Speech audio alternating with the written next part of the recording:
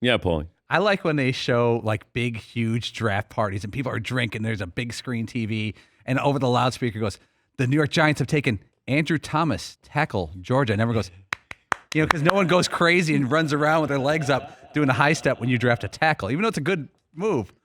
Those draft parties never go crazy on a tackle pick. Yeah, McClellan. I was also wondering, mock drafters tend to put receivers higher than they actually go because it sells. Yeah. Are these left tackles going much higher? Because like you see a lot of like Jamar Chase, Jalen Waddle, Devontae Smith, all these guys we know.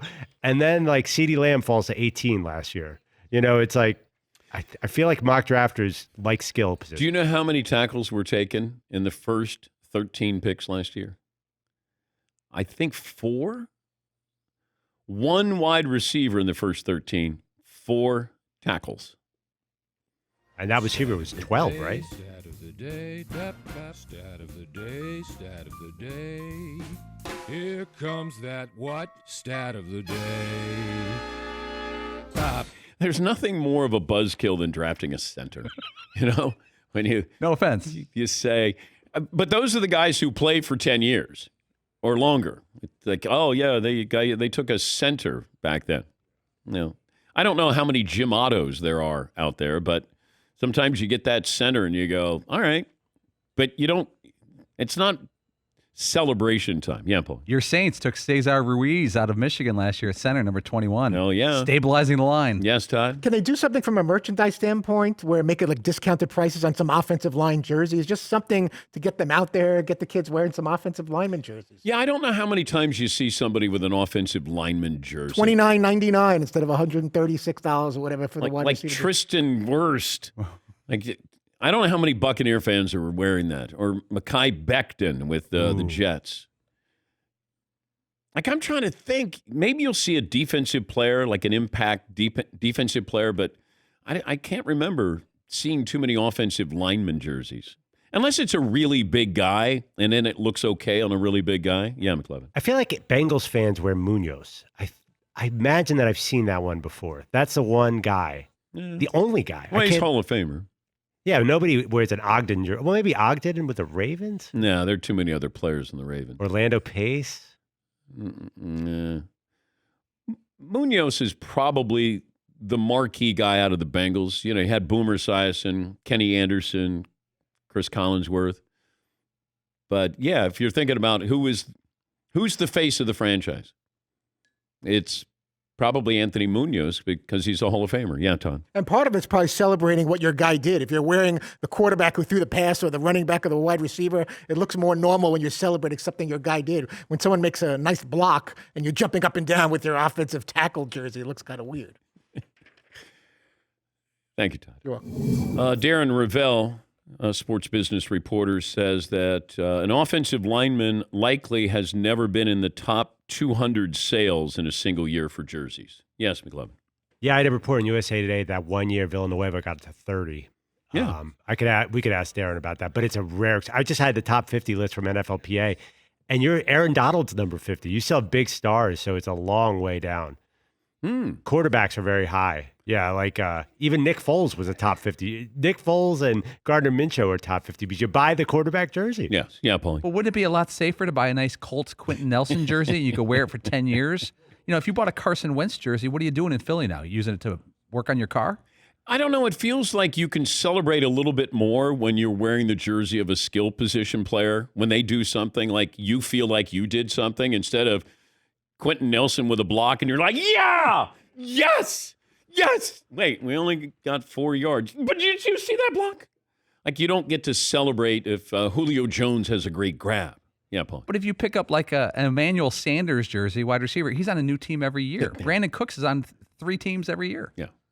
Yes, McLeod. I found one other popular one. Joe Thomas was popular in Cleveland, which makes a lot of sense. Well, there was nothing else in Cleveland. And he was outstanding. So that's one who might have cracked sales at some point.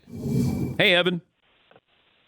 Hey, you guys stole my thunder. I wanted to call about Joe Thomas. Any fall Sunday in Ohio, no matter where you are, could be a tailgate, could be a grocery store, could be your church service, you'll find multiple Joe Thomas jerseys.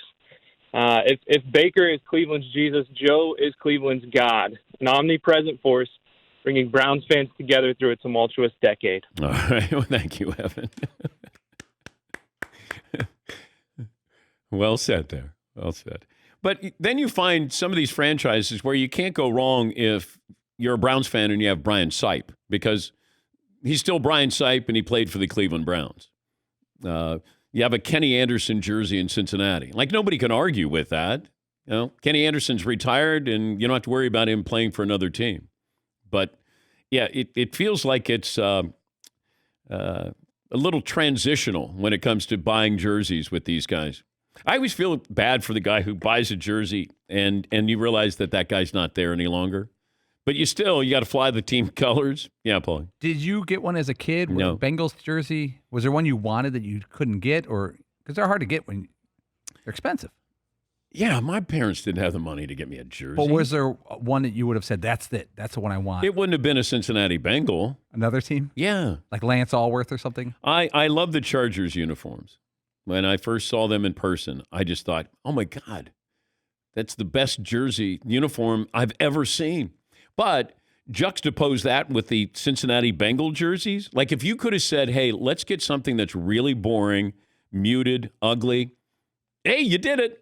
Congratulations, the Cincinnati Bengals jerseys. Yes, Paul, Fritzy? Would you have worn a makeshift jersey? Sometimes I remember growing up, like if it's too expensive, you get the little decals and you go to the mall or something and they can steam some numbers and letters on a shirt in the colors of your favorite team. Yeah. And it looks pretty pathetic, but it's something. I remember going to, it was like a place you could buy factory rejects of shirts, T-shirts, and jerseys. And I bought an Archie Manning New Orleans Saints number 8 jersey. That's awesome. And it was, the ones that had the holes in it, real small holes in it. And it was really heavy. And I wore that thing in the backyard all the time, playing quarterback. And I loved Archie Manning only because that jersey was there. I mean, that jersey could have been, who knows, Kenny Stabler. And I would have loved Kenny Stabler. But I had Archie Manning's jersey. And I loved that. He's one of my favorite players growing up. Never, they didn't win anything. He was great at Ole Miss. I think finished second in the Heisman. Yeah, Paul. Man, you got to find that. You got to. I don't think I have that. That'd be so legit. No, I don't think so. You remember the painful Ron Jaworski story when I was a child and I asked my mom for a Walter Payton jersey. Yeah, but at least you were getting a new jersey. It was Paul. expensive, yeah. Yeah. I mean, you had a Corvette growing up with T-tops. Oh, yeah. Still didn't help with the girls, though. Well, imagine me. 6 kids, no car, no money, acne, skinny, weighed 150 pounds. Play basketball, though. Yeah, I know, but the only way to stop me was with a handgun. Yes, Seton. If I could just go quickly back to David Bakhtiari. Yeah. I know we're all waiting for an update. One good news, Packer fans. He's still with the Packers. Oh. Which is good news. But somebody pointed out on Twitter that another reason for his high jersey sales that we imagine is his number. Oh, okay. Which makes any jersey an instant winner. You'd think that Gronk would want that jersey. Accurate. Yeah. Yeah. Wait, who went to the Chargers? Their center. Lindley went there, but why did I think Bakhtiari was not there anymore? I don't know, but stand down, Okay. Green Bay. Okay, I apologize. Press. I apologize. Yes, McLovin. Yeah, they seem to lose like the J.C. Treaders, and every year they lose a random interior guard. And then we have him on the show for some random reason. Was there another Packer lineman who's on the Chargers? Oh, yeah, they did. They signed the other guy, a good guy. We were talking about like a star. Johnson, I think his name is. No. Bulaga? Bulaga, yeah. There just you signed go. there. Okay. All right, so I wasn't that far off. They got Lindley this year. And Starts Bulaga with a last B, year. ends with a vowel, plays lineman. Okay, I'm not that far off. If you're an All-American lineman at Wisconsin, you almost have to go. It's like territorial. You have to go to the Packers for a couple of years.